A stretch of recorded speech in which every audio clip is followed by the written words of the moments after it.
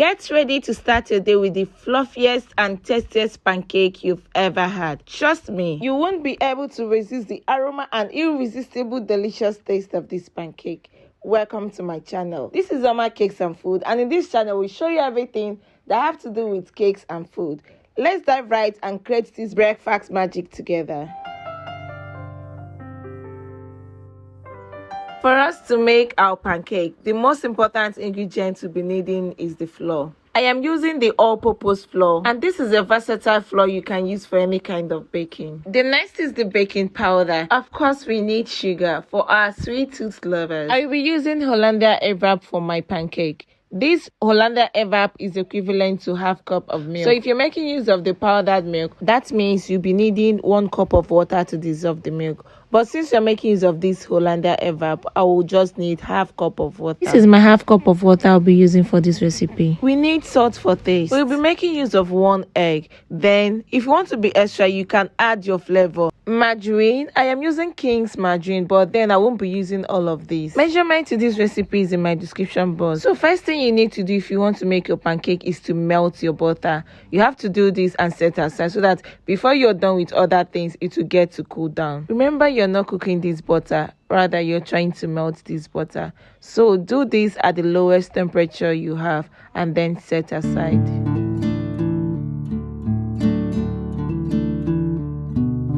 It is very important to always sieve your flour whenever you're working with anything that have to do with flour. The importance of sieving this flour is to separate the particles in the flour from the actual flour. So you can see that after sieving it, this was what I got, so I need to dispose this. I'll be introducing my baking powder to the mixture, then add salt, add my sugar to it. Mix all the dry ingredients together. I need to create a hole inside these dry ingredients while I prepare my egg.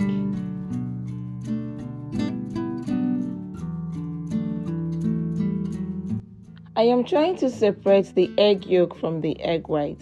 I don't want the egg yolk to mix up with the egg white, so I'm trying to be careful in separating this from mixing up together.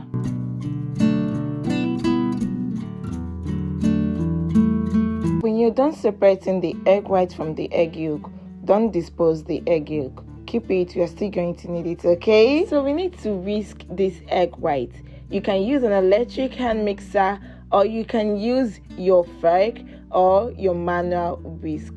Anyone you feel comfortable with. These two I have it. You might get tired easily because you need to whisk this to the fluffiest part of it. So for the work to be easier for me, I love to use my electric hand mixer. So this is the highlight for me whenever I'm baking. I love that sound it makes. I feel so satisfied instead of stressing myself with the manual. Guys, tell me under the comment section if you love that sound or if that sound irritates you. So I am done mixing this, and this is the outcome of the egg white. Guys, tell me under the comment section if you think with the manual whisk you can be able to achieve this. I'm not really sure, but if you think you can, just tell me under the comment section. I might try this out. So you remember that time I told you not to dispose your egg yolk, right? You remember, Abby? So we are using it now. Now we are introducing the wet ingredient to the dry ingredient. So pour in your egg yolk, your milk. So I hope you remember we previously melted our butter, so it's time for you to bring it. Pour in your butter into your mixing bowl. You can now add your flavor. This is vanilla flavor. Now you can fold in your butter. Remember to fold this gently. Don't overmix it.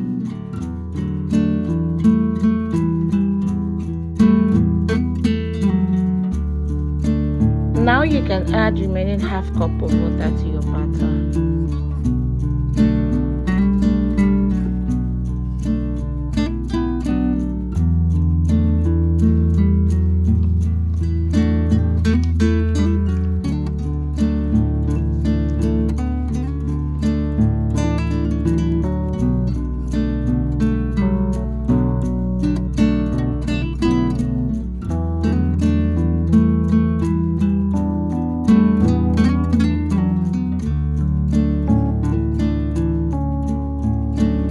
If you want your pancake to come out nice, don't overmix this egg white. So just fold in gently until you're done incorporating it partially.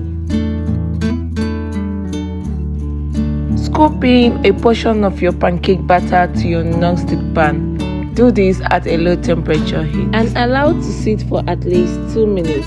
Once it starts bubbling this way, you can now flip your batter to the other side. Guys, look at that. So let's try and flip another pancake to see the outcome. Guys, I want you to observe what I did here. I scooped the batter to the non-stick pan, then I turned it slightly in a circular motion. I did this so that I can circulate the butter in a round form instead of filling it all over the pan.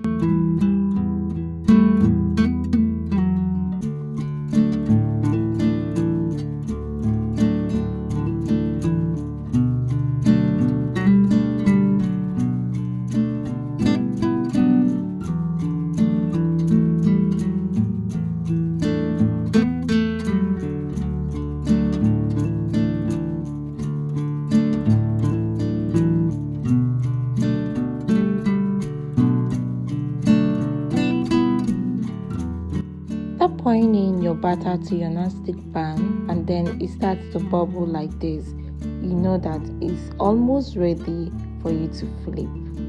At this point, we are done with our pancake, so we need to garnish our pancake. You can use any fruit available you see around you. I'm making use of strawberry and grape, so feel free, play around with your pancake. Garnish it with any fruit or vegetables you know you can get around you, even if it's with raspberry or kiwi.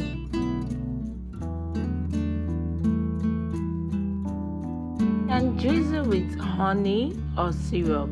I am using honey to spice up my own, so feel free to play around with it. Thank you so much for watching up to this time, and see you in my next video. Guys, I also have a video on my channel on how to make this parfait, so that is why you need to subscribe to my channel, like, comment and share my video to your loved one, because this will encourage me to do and post more video. I also have on how to make waffles, how to make the best yogurt in town. When I say the best, this is the best yogurt in town.